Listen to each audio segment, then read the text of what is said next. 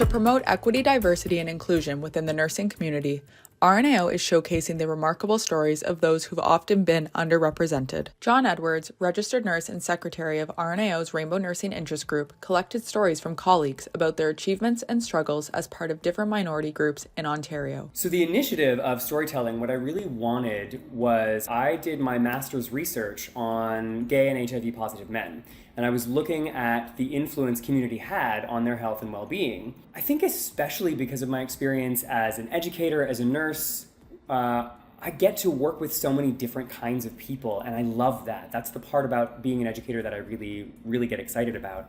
And I've seen when it can be uncomfortable for people. I've seen when they don't feel like they quite fit in. And this is an opportunity for me in my job to sort of open the door and say, yeah, I'm a little bit odd too, and here I am in this position.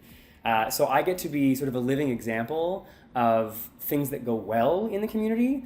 That pushes back against stereotypes, I think. RN's Victoria Guido, chair of RNAO's Indigenous Nurses and Allies Interest Group, and Lori Zozzolotto, chair of RNAO's Black Nurses Leading Change Interest Group, also shared their stories. I'm mixed Indigenous registered nurse. I'm Anishinaabe and Cree from Northern Ontario, and I'm the daughter of a first-generation Italian immigrant. During my undergraduate degree, it became very apparent how little people knew about the very real, severe, and life-threatening issues Indigenous peoples face every day and have been facing for decades in our healthcare system. It made me very angry seeing how our curriculum lacked education about Indigenous peoples, our traditional practices, and the issues faced by Indigenous peoples in the healthcare system. This lack of education has perpetuated harmful ideologies of racism and discrimination, while also reinforcing the misguided belief that Indigenous knowledge and practices are inferior within the Western healthcare system.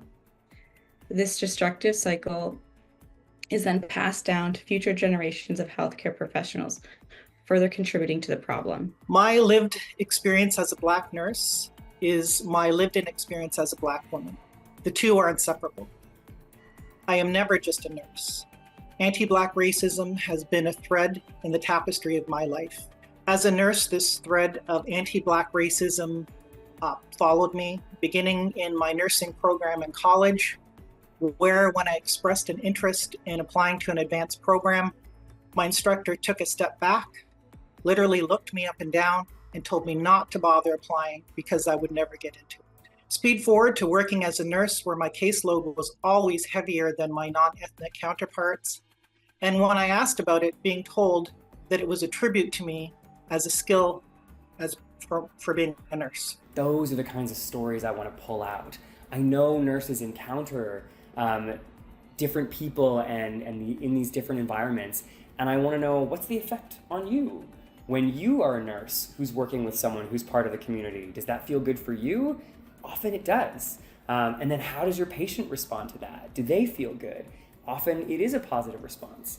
At Queen's Park Day, one of RNAO's most important events of the year, John, Victoria, and Lori will share how they're taking bold steps forward in fostering equity, diversity, and inclusion in Ontario's nursing profession and health system.